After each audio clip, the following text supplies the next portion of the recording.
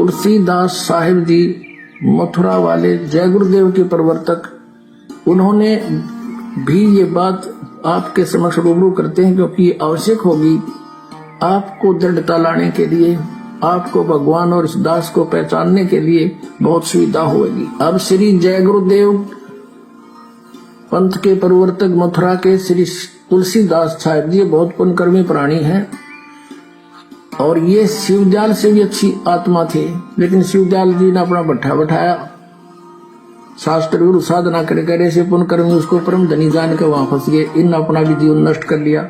सन 1971 में, सन 1954 से पहले से ये सत्संग करा तुलसीदास जय गुरुदेव पंथ का प्रवर्तक मथुरा वाला, और सन 1954 से उस समय इसकी बैटरी फुल थी चार्ज पिछले जन्म की। 1971 में इसने भविष्यवाणी करी इस दास के लिए। 7 सितंबर 1971 को इन्होंने कहा कि वो जो तत्वदर्शी संत है वो अब 20 वर्ष का हो चुका है।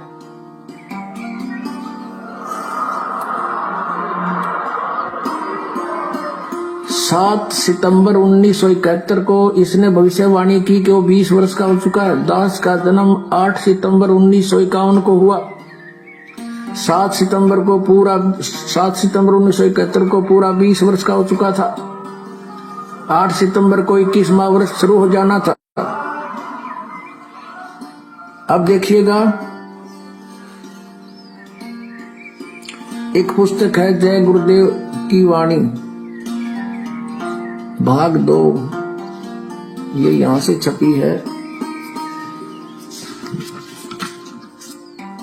ये है श्री तुलसीदास जी महाराज संत पर। ये पहला राधा स्वामी पंथ का पहला संत है जो दास लिखता है, नहीं तो सब सिंह लिखे अपने बीच है या ताराचंद लिखे। यह प्रकाशक है दिव्या शर्मा, 88 साकेत कॉलोनी मथुरा में, और यहां से प्रिंटेड है। मुद्रक है अर्जेंट प्रिंटर्स, पुराना बस स्टैंड मथुरा।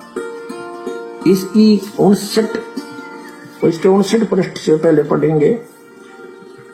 28 अगस्त को इन्होंने एक भविष्यवाणी करी थी, ये देखिएगा, ये 59 पृष्ठ है इसका, 59, और ये 28 अगस्त शाकाहारी पत्रिका 28 अगस्त 1971 में इसने कोई भविष्यवाणी की थी कि महापुरुष का जन्म भारतवर्ष के एक छोटे से गांव में हो चुका है और वह व्यक्ति मानव इतिहास का सबसे महत्वपूर्ण व्यक्ति बनेगा।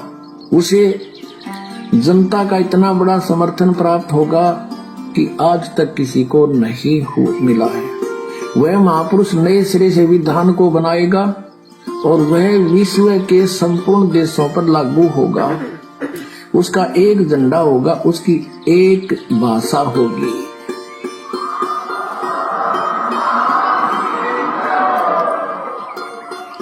अब ये स्टेटमेंट, ये भविष्यवाणी समझो या सच्चाई, क्योंकि भविष्यवाणी तो है आगे की, इसने तो बता दिया कि हो चुका है। ये 28 अगस्त को इसने ये स्टेटमेंट दी। फिर लोगों ने पूछा जी कौन है, कहाँ है बताओ। तो फिर आगे 7 सितंबर को, यानी इस 50 पृष्ठ पर लिखा है, इसके बाद देखिएगा, इसी पुस्तक के 50 पृष्ठ पे लिखा है।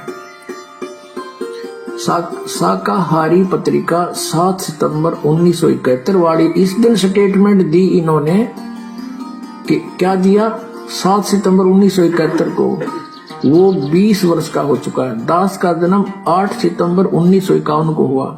7 को दास पूरा 20 वर्ष का हो गया और 8 को 21 माह शुरू हो गया। यहाँ कहा इसने कि वह अवतार जिसकी लोग प्रतीक्षा कर रहे हैं 20 वर्ष का हो चुका है 7 सितंबर 1971 को। यदि उसका पता बता दूं तो लोग पीछे पड़ जाएंगे।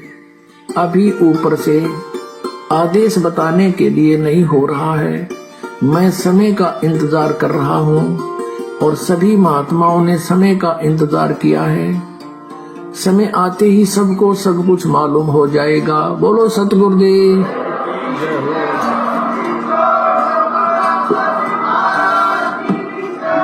सभी प्रसिद्ध लोगों की पड़ताल के बाद यह साबित हुआ कि वो महापुरुष जो विश्व का कल्याण करेगा, वो महापुरुष जिसके ज्ञान से विश्व में शांति आएगी, वो महापुरुष जो कलयुग में सतयुग लाएगा, उस अवतार का नाम है संत रामपाल जी महाराज।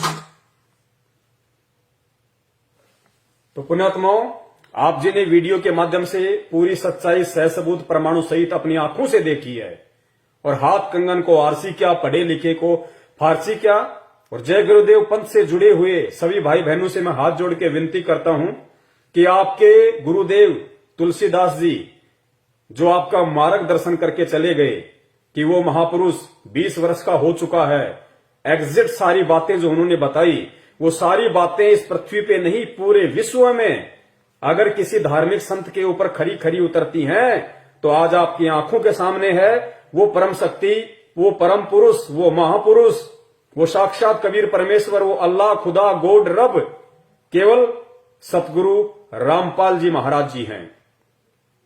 प्रार्थना कर सकता हूं, विलंब ना करें, प्रमाण आपके सामने हैं, सबूत आपके समक्ष हैं। समझदार व्यक्ति को देर नहीं लगानी चाहिए, वरना विनाश के समय में जो तांडव मचेगा, उस समय चाहे कितने हाथ जोड़ लेना, कितने ही पैर पकड़ लेना, परमेश्वर रक्षा नहीं करेंगे, क्योंकि उनके भी कुछ विधान है, उनका भी संविधान है, उनकी भी कुछ मान मर्यादाएं हैं। इसीलिए आप जीवों को उस विनाश के समय से पहले ही उस परमपिता परमेश्वर की प्रेरणा से, उन्हीं के आशीर्वाद से ये लाइव वीडियो बना बना के संदेशे दिए जा रहे हैं, सहसबूत प्रमाणित, ताकि आप समय रहते सच्चाई को स्वीकार कर लें और विनाश के समय में स्वयं और अपने परिवार को विनाशित होने से बचाएं। आगे चलिए, रूपा आनंद जी उस कल्कि अवतार के विषय में, उस परम पुरुष के विषय में, उस सुप्रीम के विषय में और क्या भविष्यवाणी करती हैं, क्या क्या पहचान बता रही हैं, जो पहचान सुनने के बाद आपको दृढ़ता आएगी, आपके अंदर एक अपने गुरु के प्रति, अपने सतगुरु के प्रति, उस अवतार के प्रति एक विशेष श्रद्धा और लगन का भाव पैदा होगा। और वीडियो आप आगे देखते जाना, ऐसे ऐसे राज खुलेंगे, ऐसे ऐसे भविष्यवाणियां उस परम पुरुष के ऊपर सत्य बैठाई जाएंगी। वो वर्तमान में जिस स्थिति में हैं, वर्तमान में जहां पे बैठे हुए हैं, उसकी भी भविष्यवाणियां पहले से कर रखी हैं कि जिस समय विनाश का समय नजदीक होगा, वो संत गुप्त रह के किसी एक जगह पे बैठा होगा। वो सारी बातें एज इट इज परमपिता परमेश्वर सतगुरु रामपाल जी महाराज जी के ऊपर ही फिट बैठ सकती हैं। क्यों? क्योंकि वही एकमात्र सुप्रीम है, उसके अलावा किसी दूसरे के ऊपर इन भविष्य वक्ताओं की भविष्यवाणियां फिट नहीं बैठ सकती। तो जगत वालों की तो मैं कह नहीं सकता, लेकिन उनके जो भगत हैं वो एंड तक ये वीडियो देखें और देखने के बाद इसको शेयर भी करते रहें, साथ साथ में हर जगह इसको शेयर भी करते रहे, क्योंकि शेयर करने का भी आपको पुण्य मिलेगा, क्योंकि आप सुप्रीम की सेवा कर रहे हैं, उस परमपिता परमेश्वर के प्रकट होने का संदेशा देश दुनिया में पहुंचा रहे हैं। पृथ्वी पर विनाश और तांडव के समय में लोगों को बचाने के लिए आप संदेशे दे रहे हैं। सुनते जाइए, आंखें फटी की फटी रह जाएंगी।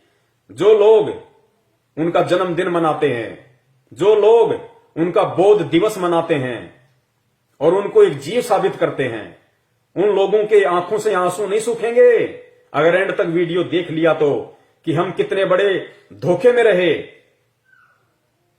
कितना बड़ा धोखा उसी परम शक्ति, उसी अवतार, उसी सुप्रीम के परिवार वाले हमें दे रहे हैं। क्योंकि यहां की जो शक्ति है वो कहीं भी नहीं चाहेगी कि सुप्रीम दुनिया के सामने आए, सुप्रीम को लोग जाने, सुप्रीम को लोग पहचाने। इसके लिए जो शैतान है, जो काल है, वो दुष्ट शक्तियों को भी उसी परम सत्ता के आसपास ही जन्म देता है, ताकि जब वो अवतार समय अनुसार अपना ज्ञान प्रचार करे, वो प्रकट होकर अपने मिशन को आगे बढ़ाए, तो उससे जुड़ी हुई आत्माओं को किस प्रकार तोड़ा जाए, किस प्रकार भ्रमित किया जाए, कैसे उन आत्माओं को विश्वास ना होने दिया जाए कि एकमात्र यही वो परम शक्ति है जिसकी तुम शरण में हो। कैसे उनकी मर्यादाओं का खंडन करवाया जाए, कैसी कैसी सूक्ष्म चाल खेलकर उन लोगों को भ्रमित किया जाए।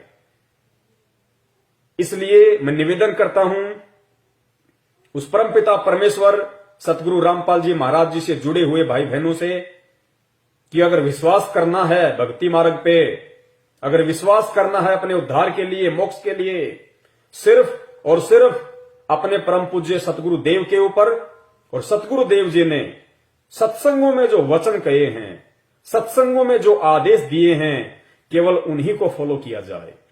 और अगर किसी अपने जैसे व्यक्ति की बात भी माननी पड़े तो बात मानने से पहले यह सुनिश्चित कर लेना, यह नीर खीर का निबेड़ा कर लेना कि अमुक व्यक्ति यदि हमें कोई सलाह या परामर्श दे रहा है भक्ति मार्ग का, क्या वो मेरे परम पूज्य गुरुदेव के ज्ञान से मेल खाता है या नहीं खाता है, उनके सत्संगों से मैच करता है या नहीं करता है।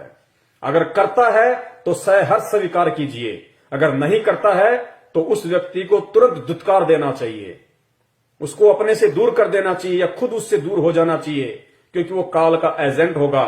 वो तुम्हें डुबोएगा, तुम्हें बर्बाद करेगा, तुम्हें कभी भी उस परम सत्ता के संपर्क में नहीं रहने देगा।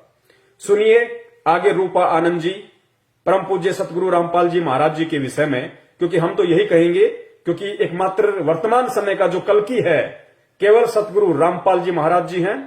वर्तमान का यदि कोई सुप्रीम है, कोई अवतारी शक्ति है, केवल परम पूज्य सतगुरु रामपाल जी महाराज जी हैं। लेकिन ये भविष्य वक्ता लोग ना समझ पाने के कारण उन्हें किसी और से जोड़ रहे हैं। तो ये अपने अनुसार चलें, हम अपने अनुसार चलें। तो हमारे अनुसार और इनकी सोच आधार से परम पूज्य सतगुरु रामपाल जी महाराज जी के विषय में भविष्य वक्ता रूपा आनंद जी और क्या पहचान बता रही हैं कि उस कल्कि की और क्या क्या पहचान होंगी। सुनिए। ये भी देखना कि कैसा ज्ञान दे रहा है वो, किस तरह का ज्ञान दे रहा है, ज्ञान है भी या नहीं, या फिर सिर्फ बोल देने से कि मैं कल की हूं क्या वो हो जाएगा कल की? नहीं, वो ज्ञान भी देगा, ऐसा ज्ञान देगा ना कि लोग पागल हो जाएंगे।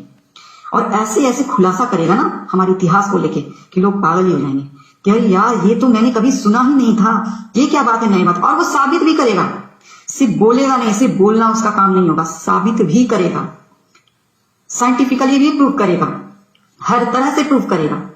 अंत में जीत उसी की होगी। नास्ट्रेडमस ने भी यही कहा था, वी फॉर विक्ट्री, वी का निशान, वी है ना, वी का निशान, तो ये कोड है।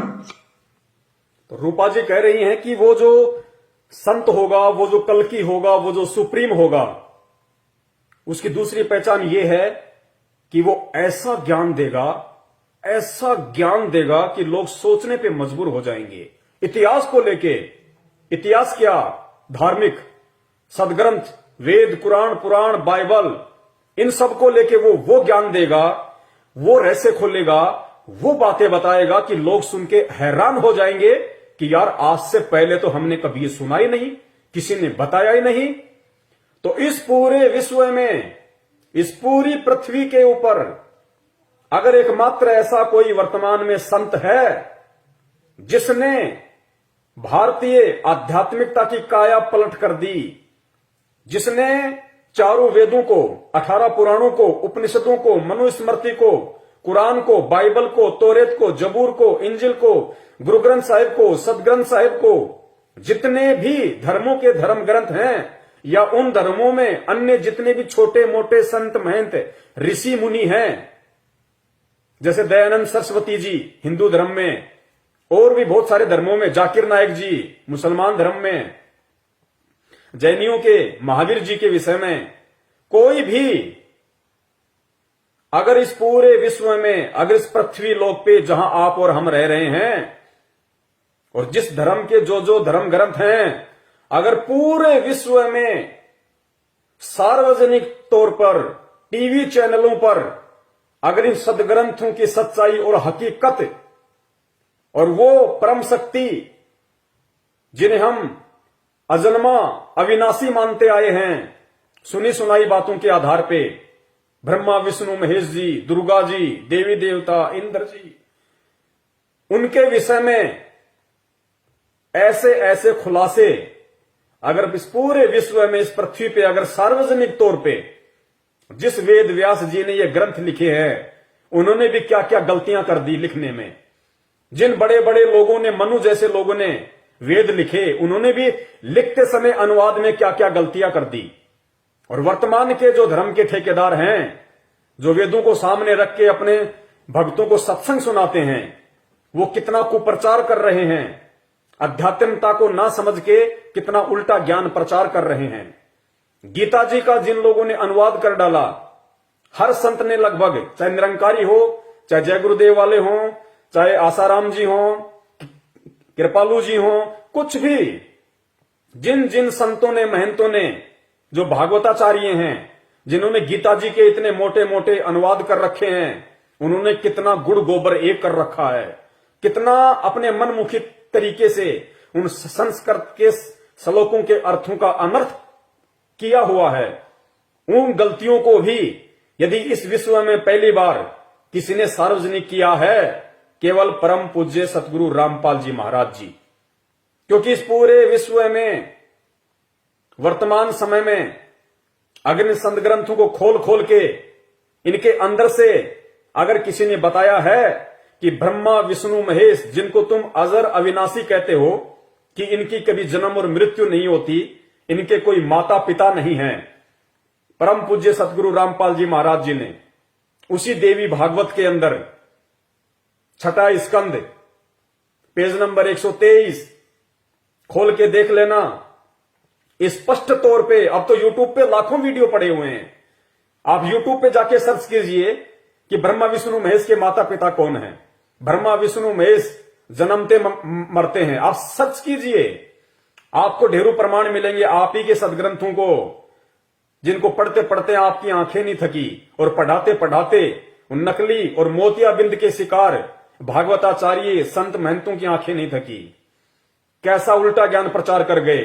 इन्हीं शास्त्रों में लिखा हुआ है कि ब्रह्मा विष्णु महेश की भी जन्म और मृत्यु होती है। और परमेश्वर ने बताया कि कौन ब्रह्मा का पिता है, कौन विष्णु की मां, शंकर का दादा कौन है, पंडित जी हमको दो बताए। लोग कहते हैं दुर्गा, दुर्गा को लोग माता कहते हैं। दुर्गा अगर माता है तो उसका पति कौन है? अगर उसका पति नहीं है तो सिंदूर क्यों लगाती है, हार श्रृंगार क्यों करती है? तो ये सारे रहस्य कि दुर्गा का पति कौन है, काल भगवान है। कौन ब्रह्मा का पिता है? काल निरंजन, ज्योति निरंजन, जिसको ब्रह्म कहा जाता है। कौन विष्णु की मां दुर्गा। और कौन शंकर का दादा है? शंकर का दादा कबीर परमात्मा। ये सृष्टि रचना में, आप ही के सदग्रंथों में, आप ही की गीता से, आप ही के वेदों से उस परमात्मा ने साबित किया है। तो ऐसा ज्ञान किसने दिया? किसने ज्ञान दिया कि ब्रह्मा विष्णु महेश जी भी जब तक इनका राज करने का समय है, उसके बाद इनको भी नीचे डाला जाता है। ये भी आप और हमारी तरह सामान्य व्यक्ति बनते हैं, फिर 84 लाख योनियों में जाते हैं। आप और हमारी तरह गधे, कुत्ते, सूअर, मछली, मुर्गा, मुर्गी बनते हैं। किसने बताया? उन पंडितों ने नहीं बताया, उन ऋषियों ने नहीं बताया, उन धर्म के ठेकेदारों ने आपको नहीं बताया, क्योंकि वो उनका धर्म का धंधा था। अगर वो आपको कह देंगे कि ब्रह्मा विष्णु महेश जन्मते और मरते हैं, इनके भी माता पिता है, ये पूर्ण परमात्मा नहीं है। ये केवल एक मंत्री की तरह इन लोकों में काम करते हैं। ब्रह्मा जी का काम है जीवों की उत्पत्ति करना। किसके आदेश से? दुर्गा और काल के आदेश से। दुर्गा और काल किसके आदेश से चलते हैं? उस परमपिता परमेश्वर कबीर साहिब जी के आदेश से, जो सतलोक में रहता है, सचखंड में रहता है। अगर ये लोग ये बातें बता देते, कहीं से इनको मालूम भी पड़ जाता थोड़ा बहुत, तो फिर दुनिया इनसे पूछती, इनसे सवाल करती कि भाई अगर ब्रह्मा विष्णु महेश भी भगवान नहीं है, अगर इनकी भी जन्म और मृत्यु होती है, तो फिर भगवान है कौन? तो फिर इनको भगवान का नहीं पता। ये क्या बताते लोगों को? इनका धंधा ठप हो जाता, इनका पेट, इनकी रोजी रोटी जो इन धर्मशास्त्रों के ऊपर टिकी हुई है, तो टिकी हुई थी, इनका धंधा चौपट हो जाता। ये और इनके बच्चे भूखे मरने की नौबत पे आ जाते। इसलिए इन्होंने सच्चाई समाज को नहीं बताई। तो ये खुलासे किसने किए? किसने खुलासा किया कि जिस इंद्र भगवान को बहुत बड़ी परम शक्ति मानी जाती है, जिसको स्वर्गलोक का राजा माना जाता है, जब वो अपना राजकार्य पूरा कर लेता है इंद्र, उसके बाद में सीधा वो पृथ्वीलोक पे आके गधे की योनि प्राप्त करता है, गधे की, जिसके ऊपर कुम्हार 2.5 मन का बोरा रख के सारा दिन ईंटें ढोता है। कौन बनता है? इंद्र देवता। किसने खुलासे किए? किसने बताया? किसने बताया वेदों को खोल के? किसने प्रमाणित किया कि पूर्ण परमात्मा जिसने सारी सृष्टि रची है, ब्रह्मा विष्णु महेश भी जिसके ही पुत्र हैं, उसी की आत्मा है। दुर्गा भी उसी की आत्मा, उसी की बेटी है। दुर्गा से ऊपर जो ब्रह्म है, जो काल भगवान है, जो गुप्त रहता है, किसी के सामने नहीं आता, जो प्रतिदिन 1 लाख आत्माओं का भोजन करता है। हम मरते हैं, हमारे पूर्वज मर गए, कहां जा रहे हैं? लिख दिया जाता है स्वर्गलोक, स्वर्गलोक, स्वर्गलोक। जाते हैं सीधा तपतशिला के ऊपर, भून भून के खाता है। किसने रहस्य उजागर किया? तो ऐसा ज्ञान रूपा आनंद जी की भविष्यवाणी के अनुसार ये रहस्य किसने खोला? किसने कहा कि जो व्यक्ति श्राद्ध निकालेगा, जो व्यक्ति तर्पण करेगा, जो व्यक्ति बरसोदी पितृ पूजा, 13वां 12वां, ये सारे पाखंड जो क्रियाएं करेगा, क्योंकि हमें बताई किसने?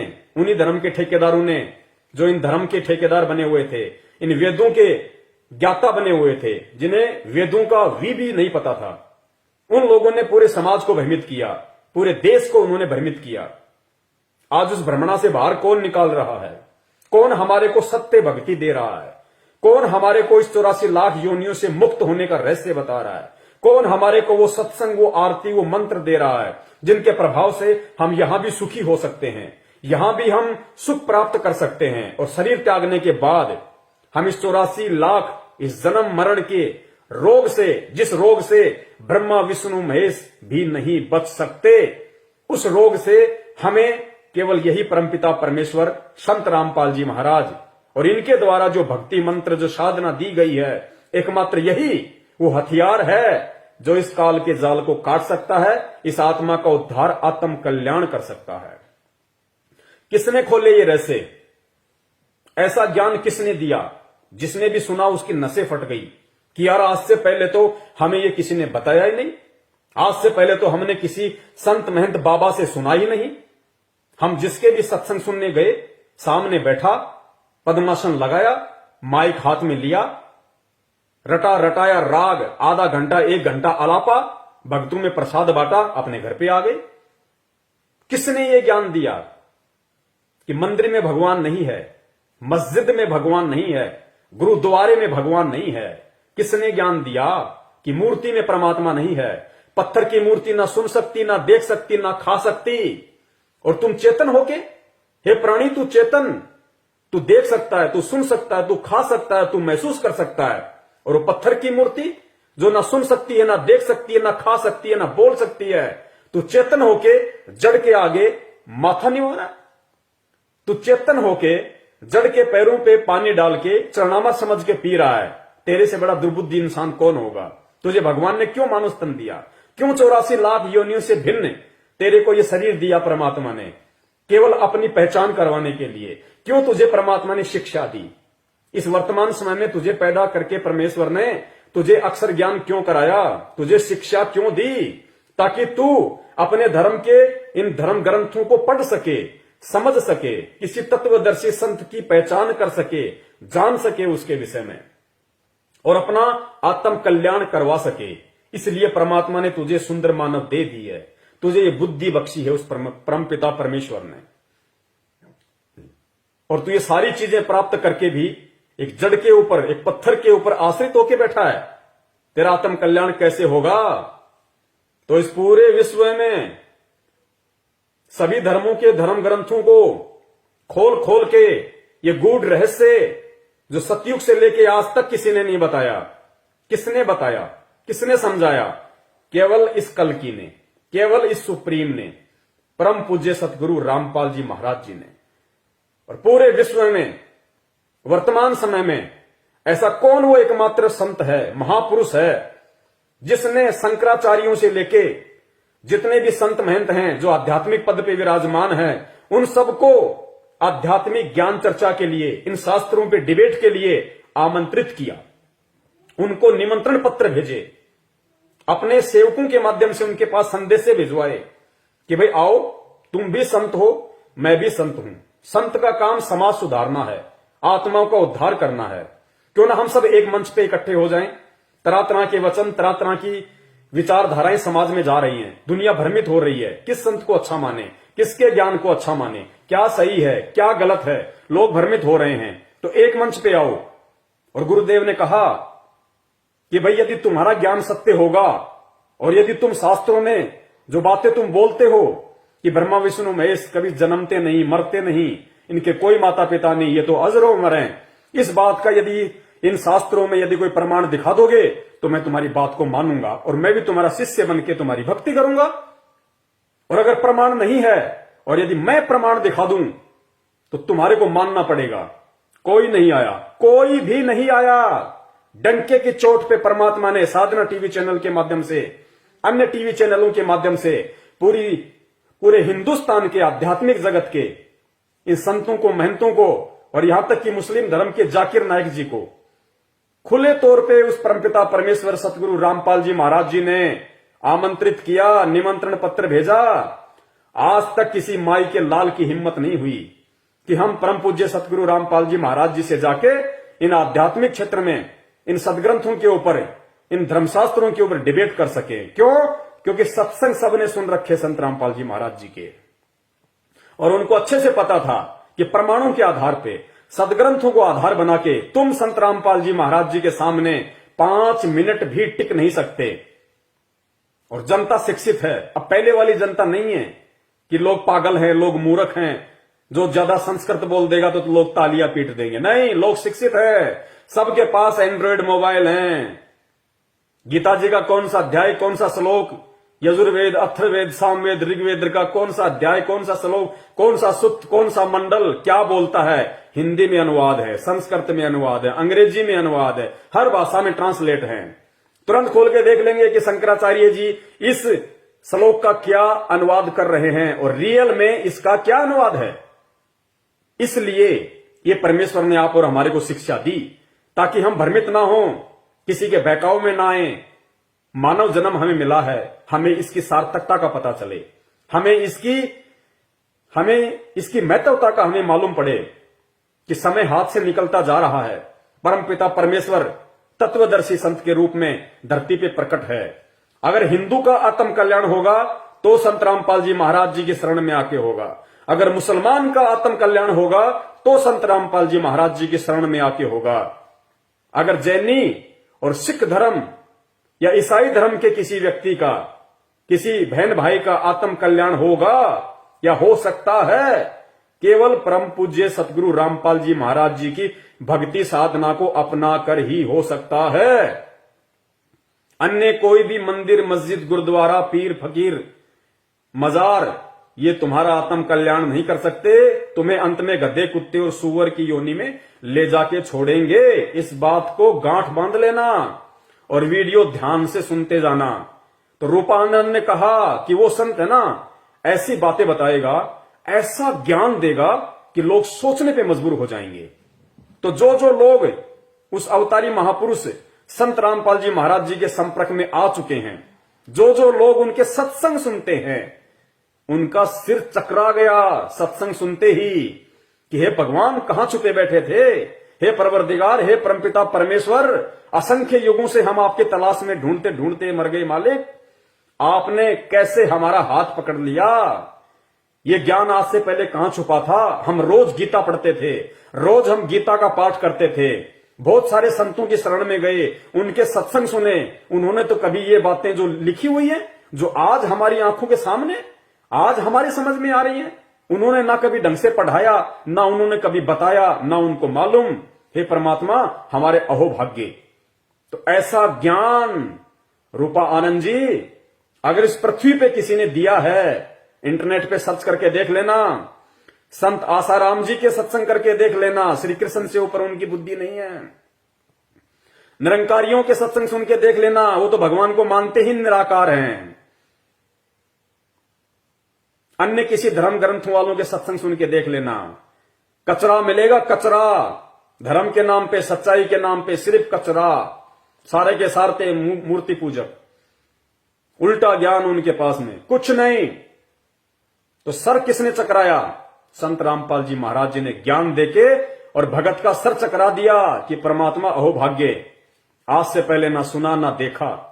सब लोग यही रट्टा रट रहे थे, ब्रह्मा विष्णु महेश से ऊपर कोई नहीं, उनसे ऊपर कोई नहीं। अरे उनसे ऊपर तो बहुत हैं, उनसे ऊपर तो उनकी माता दुर्गा है। दुर्गा से ऊपर दुर्गा का पति काल भगवान है, ज्योति निरंजन, जिसको ब्रह्म बोलते हैं, जो 10वें द्वार पे बैठा रहता है। उससे ऊपर अक्षर पुरुष है। गीता जी अध्याय नंबर 15 श्लोक नंबर 17, 2 इमो पुरुष च लोक उत्तम पुरुष तू अन्य परमात्मा इति उधारते। इन सदग्रंथों के श्लोकों का, इन शास्त्रों का ये गुप्त भेद, गुप्त रहस्य किसने बताया इस पृथ्वी पे? केवल परम पूज्य सतगुरु रामपाल जी महाराज जी ने। अब आप एक बात बताइए, कल्कि कह रहे हैं कि जो कल्कि कलयुग के एंड में आना है, अरे वो तो ये खुद कहते हैं कि सफेद घोड़े पे आएगा, हाथ में उसके तलवार होगी। अरे जिसके हाथ में तलवार होगी उसके ज्ञान का क्या लेना देना उसको? वो तो लोगों का सत्यानाश करेगा कल्कि। तो वो तो जो अधर्मी आत्मा होंगी उनको कोई सत्संग सुना सुना के थोड़े ना कोई बदलेगा। सत्संग तो उनके आसपास ही नहीं है। सत्संग तो श्री रामचंद्र जी के आसपास नहीं था, श्री कृष्ण चंद्र जी के आसपास नहीं था। सत्संग वर्तमान के शंकराचार्यों के आसपास नहीं है। वो तो हाथ में 6 फुट की तलवार लेके आएगा भैया, 6 फरस की। वो तो गाजर मूली की तरह काटेगा। उसका काम ही केवल यही होगा, इसीलिए आएगा। वो ज्ञान देने नहीं आएगा, वो सत्संग सुनाने नहीं आएगा। अरे जो विष्णु जी के लोक से आएगा, जिसकी बुद्धि विष्णु जी से ऊपर नहीं है, जो सतयुग में भगवान विष्णु का पुजारी था, वो विष्णु से ऊपर किसको मानेगा? और उसकी शरण में आके तुम कौन सा अपना आत्म कल्याण करवा लोगे? जो हाथ में तलवार लेके आएगा वो तो काट के ही कल्याण कर सकता है। तो मानव शरीर से काट दिया तो अगला जन्म गधे का तैयार है, सूअर का तैयार है, फिर तेरे को कसाई काटेगा। तो आत्मा का उद्धार केवल परम संत की शरण में आने से होगा। तो इन भविष्य वक्ताओं की भविष्यवाणियां क्या कहती हैं, ये खुद क्या बोलते हैं? अब इन भविष्य वक्ताओं की जो बुद्धि है, जो दृष्टि है, वो टिकी है विष्णु अवतार कल्कि के ऊपर, और बातें कर रहे हैं ज्ञान की कि ऐसा ज्ञान देगा, ऐसी ऐसी बातें बताएगा। अरे कल्कि और ये ज्ञान 36 का आंकड़ा है ज्ञान का, और कल्कि भगवान का ज्ञान उनके आसपास भी नहीं होगा भैया। तो इनकी बुद्धि भ्रष्ट है, इन भविष्य वक्ताओं की। इनको खुद नहीं पता कि है क्या। ये तरह तरह के लोगों की भविष्यवाणियां सुन के अपने वीडियो बना बना के यूट्यूब पे डाल रहे हैं, देश दुनिया को भ्रमित कर रहे हैं। तो सच्चा रहनुमा, वो सच्चा परमात्मा, वो सत्य कल्कि अवतार वर्तमान का, कलयुग का अवतार केवल परम पूज्य सतगुरु रामपाल जी महाराज जी हैं, जो इनकी प्रत्येक पहचान के ऊपर सोने की तरह खरे उतर रहे हैं। ये आप जी खुद नोट करते जाना, खुद अपनी आंखों से देखते जाना, विचार करते जाना। मेरा मकसद किसी की बुराई या निंदा करना नहीं है, और ना मैं किसी की बुराई निंदा कर रहा हूं, ना मैं किसी की कर सकता। लेकिन परमेश्वर की वाणी है, मालिक की एक वाणी है कि साचा शब्द कबीर का प्रकट किया जगमाही, और जैसे को तैसा कहे सो तो निंदा नहीं। सत्य को सत्य कहना निंदा नहीं होती, लोगों का जीवन सत्यानाश होने से बचाना है।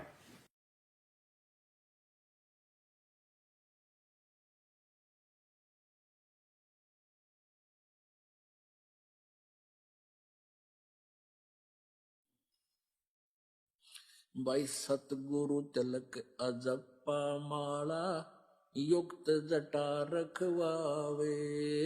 सतगुरु तिलक अजप्पा माला, युक्त जटा रखवावे। जत को पीन सत का चोला, भीतर बेख बनावे। जब कोई राम भगत गत पावे हो जी, जब कोई राम भगत गत पावे हो जी। भाई लोक लाज मर्याद जगत की, तरण ज्यों तोड़े बगावे। लोक लाज मर्याद जगत